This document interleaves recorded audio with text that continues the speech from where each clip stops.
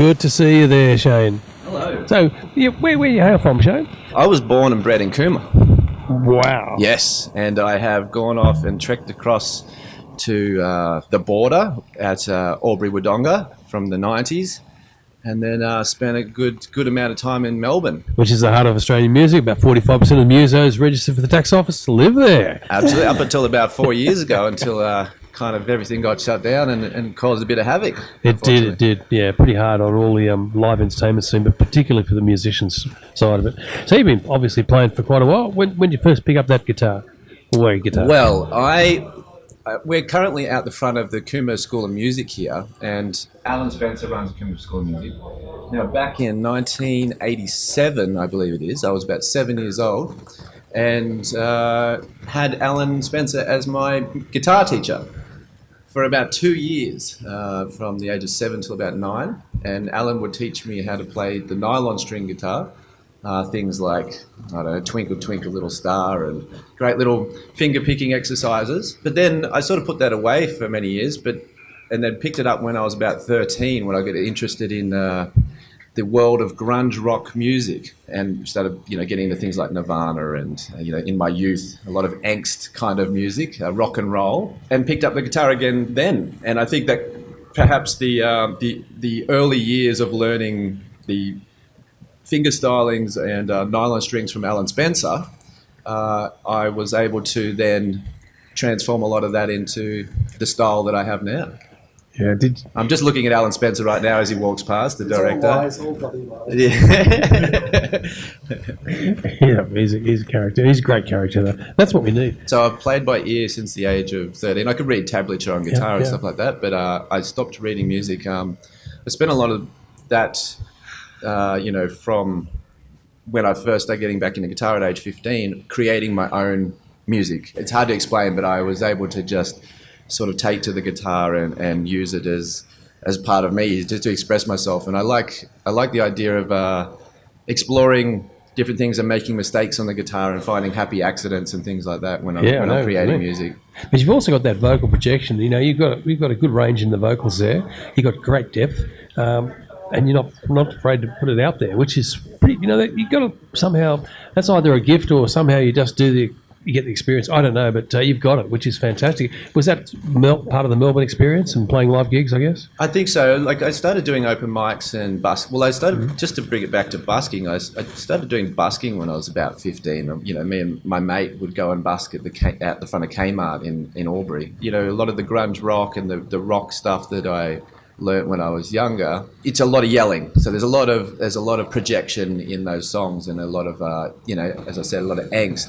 I kind of took to that growing up with a bit of angst as a teenager, and being able to express myself with some sort of vigor in my voice and a bit of strength in my voice.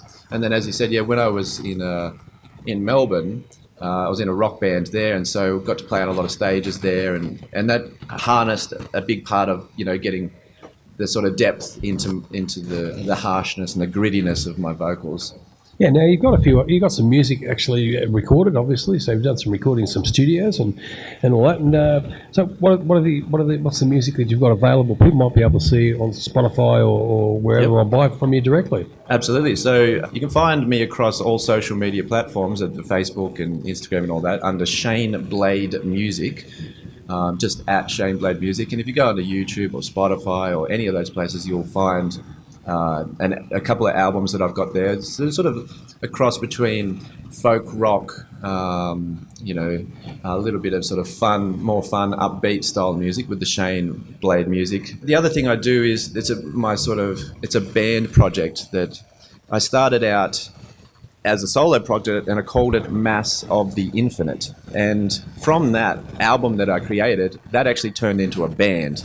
And so I ended up sort of touring that band around, and it's had many different lineups. Currently, I'm standing next to my partner, Alice, at the moment, and she is the bass player for the band at the moment. And we get around and get that happening. So you can also find that on all the social media platforms, on Spotify, Mass of the Infinite. That's the band project, and I'm currently working on a new album for that. I've actually just finished it. I'm really excited about getting that out. That's some pretty amazing stuff.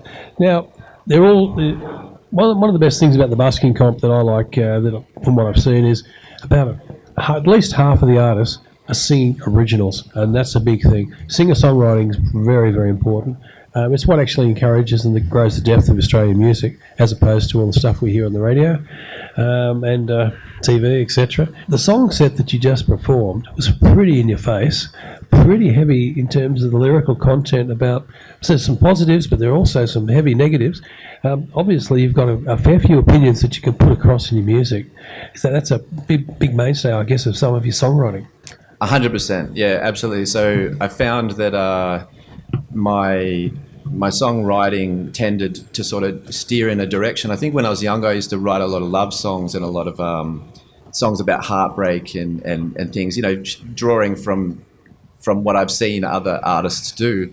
And somewhere along the line, I transitioned from my songs being about an ex or something to being about the government or about anti-establishment, or to be more about just oppression and the things that I see in the world that can then perhaps be better. And I found that by doing that, I had a lot to sing about. I had a lot of depth to the music. So I found that it seeped into the lyrics a lot. So with the Mass of the Infinite project especially, it's very much about, this vehicle for, I guess it's kind of like an activist arm in a sense, when I'm singing. And as I said, when I'm singing those songs, I get to kind of go to a place that gives me a lot of passion. And I think that helps my projection of vocal and helps the audience feel what I'm trying to say as well. So. Well, I've got to say, Shane, you've impressed me. Look out for the name. Get onto Google, Shane Blade, Blage, and you won't be disappointed. You've heard him play his set. Get onto watch it YouTube, get onto Spotify, all those different places. And if you see him out there live, turn up, support it. Support local, independent, and original music. Shane Blade, thank you very, very much. All the best with the competition. Thank you so much, and have a great day. And thanks to Alan Spencer again for the Australian National Busking Championship.